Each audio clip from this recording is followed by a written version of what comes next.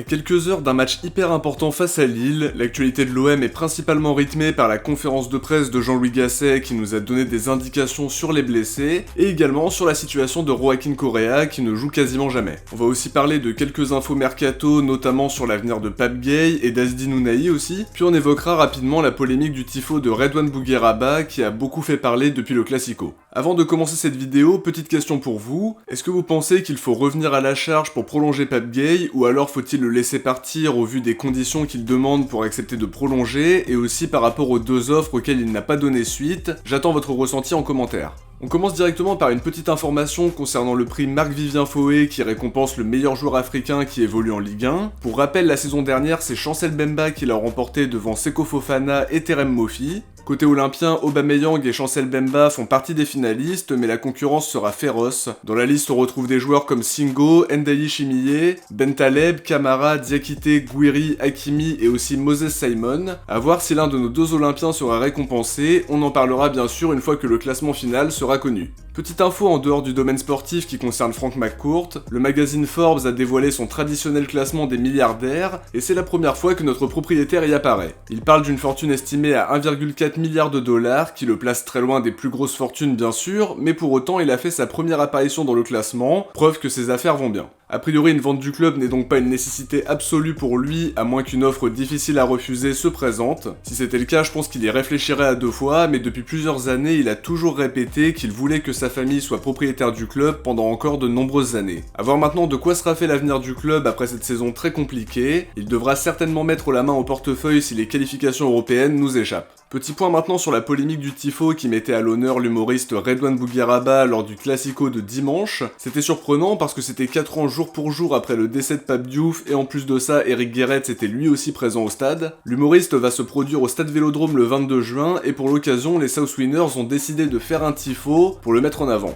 RMC expliquait que Pablo Longoria était foudrage de ne pas avoir été mis au courant de cette initiative. Ça pose une question finalement assez simple, est-ce que le président doit absolument être consulté pour les tifos, ou est-ce que ça doit uniquement être du ressort des groupes? Quoi qu'il en soit, les tifos c'est toujours de belles réalisations, qui demandent beaucoup de travail et un savoir-faire particulier, et qui font rayonner le club en France et à l'international. De l'autre côté, Redouane Bougueraba a réagi à la polémique en expliquant qu'il faisait partie des South Winners et que le groupe avait simplement décidé de le mettre à l'honneur sans but commercial. Sa réponse a été très cinglante puisqu'il s'est dit très surpris que Longoria dise ne pas être au courant, en ajoutant qu'ils auraient aimé être au courant quand il a acheté Vitinha ou quand il a poussé Payet et Mandanda vers la sortie. Il ajoute aussi qu'il était au stade il y a 10 ans et qu'il y sera encore dans 10 ans contrairement à certains dirigeants qui ne seront plus là. D'après lui, le tifo était prévu pour le match face au Shakhtar, mais après requête de l'UEFA, il a été décalé. Rachid Zerwal de son côté a aussi vivement réagi. D'après lui, le club était au courant puisque c'est le club qui gère le stade et qu'ils sont mis au courant à chaque fois qu'un tifo est prévu. Pour autant, il précise qu'ils n'ont pas de compte à rendre sur les tifos, et en ce qui concerne un hommage à Pape Diouf, il précise que c'est les Winners qui ont bravé le confinement pour lui rendre hommage en allant au stade le jour de son décès, et en rappelant qu'ils ont toujours rendu hommage aux amoureux de l'OM qui nous ont quittés.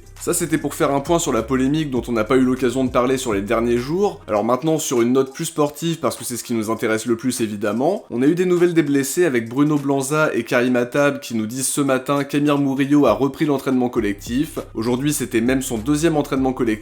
Il est en avance sur son programme de récupération. A priori, il devrait être disponible pour le match face à Benfica, mais il serait encore trop juste pour jouer face à Lille. Pour Chancel Mbemba, les nouvelles sont plutôt rassurantes. L'équipe parlait hier soir d'une contusion au genou gauche qui ne l'empêcherait pas d'être disponible pour le match face à Benfica, mais qui le rendrait forfait pour le déplacement à Lille. Une information confirmée par Jean-Louis Gasset en conférence de presse. Apparemment, il ne s'agirait que d'un pincement qu'il avait déjà eu à Porto. Les médecins du club ont fait le nécessaire pour le soigner, et logiquement, il devrait reprendre la course ce week-end pour se préparer en vue du match contre Benfica. Bruno Blanza et Karim Attab précisent de leur côté que Balerdi et Gigot étaient bien présents à l'entraînement collectif de ce jeudi. Jean Onana, lui, n'a pas pris part à la séance du jour et Simon, de son côté, est toujours out. Gasset a aussi donné quelques indications sur le groupe qui pourrait être retenu pour le match face à Benfica jeudi prochain. On sait que Garcia, Onana et Pape Gueye ne font pas partie de la liste, et ça va obliger Gasset et son staff à piocher dans l'équipe réserve ou chez les U19. D'après lui, on devrait découvrir des noms la semaine prochaine, donc le suspense reste entier. Gasset a aussi eu l'occasion de s'exprimer sur la situation de Joaquin Correa qui joue vraiment très peu. Il n'a joué que 7 minutes depuis l'arrivée de Gasset contre Clermont. En dehors de ça, il s'est s'est blessé face à l'Ajax, par conséquent il a loupé 1 mois et demi de compétition, mais depuis son retour il n'a cumulé que 20 minutes de jeu au total. Questionné sur sa situation, Gasset précise qu'il n'est pas écarté, qu'il fait toujours partie du groupe retenu et qu'il s'entraîne très bien en montrant un très bon état d'esprit. Pour autant, il explique sa faible utilisation par la grosse concurrence de profils de joueurs axiaux. On a Aubameyang, Iliman Ndiaye et Faris Moumbagna qui peuvent jouer devant. Les trois passent devant lui dans la hiérarchie et apparemment Correa aurait demandé à s'entretenir avec Gasset cette semaine. Le coach lui a dit de continuer ses efforts en lui assurant qu'il aurait besoin de lui à un moment donné. Questionné en toute fin de conférence de presse sur la possibilité de le faire jouer sur un côté, il a expliqué que Correa était uniquement un joueur axial et que le plus important c'était d'utiliser les joueurs à leur bon poste. C'était visiblement pas l'avis de Marcelino ou de Gattuso qu'il faisait jouer à gauche et on a bien vu que ça ne fonctionnait pas. À côté de ça, la Provence précise que les supporters de l'Inter suivent avec attention les performances de l'OM en espérant que Correa ne revienne pas en fin de saison. Seulement pour que l'option d'achat soit levée, il faudrait terminer sur le podium et c'est très loin d'être le cas. La Gazzetta dello Sport parle d'un retour quasiment acté à l'Inter, le club italien le mettra sur le marché dès qu'il reviendra, mais en dehors d'un timide intérêt d'un club saoudien, il n'aurait pas vraiment de prétendant pour le moment. Concernant Azzedine Ounahi, l'équipe explique qu'il regrette de ne pas avoir donné suite aux offres qu'il a pu avoir cet hiver, notamment en Arabie Saoudite, mais aussi en Angleterre avec Brentford qui était très intéressé par lui. Le quotidien ajoute qu'il ne sera pas retenu en cas d'offres intéressantes cet été. Son aventure marseillaise n'est pas très concluante entre sa blessure sur la deuxième partie de saison dernière avec Tudor, Marcelino qui l'utilisait comme milieu gauche, il avait un peu plus de temps de jeu sous Gattuso, mais depuis l'arrivée de Gasset, il a un temps de jeu très réduit en championnat, et quand il est amené à jouer, il n'est pas franchement performant non plus. Pour autant, c'est un joueur d'avenir qui a une belle cote sur le marché par rapport à ses performances au mondial et aussi par le potentiel qu'il a montré à Angers. Le club ne le bradera pas, mais pour le moment, c'est compliqué de se dire qu'il va exploser ici. Malgré tout, le potentiel et le talent sont bien là d'après moi, mais la mayonnaise ne prend pas à l'OM, en tout cas pour l'instant. Dernière information de cette vidéo, l'équipe a fait le point sur l'avenir de Pape Gueye dans son édition du jour. On sait qu'il a reçu 2 offres de prolongation mais qu'il n'a pas donné suite comme l'expliquait clairement Longoria après le mercato d'hiver. Il était écarté du groupe avant que Gasset ne pousse pour le réintégrer, seulement son contrat se termine à la fin de la saison et le spectre d'un départ libre est de plus en plus présent.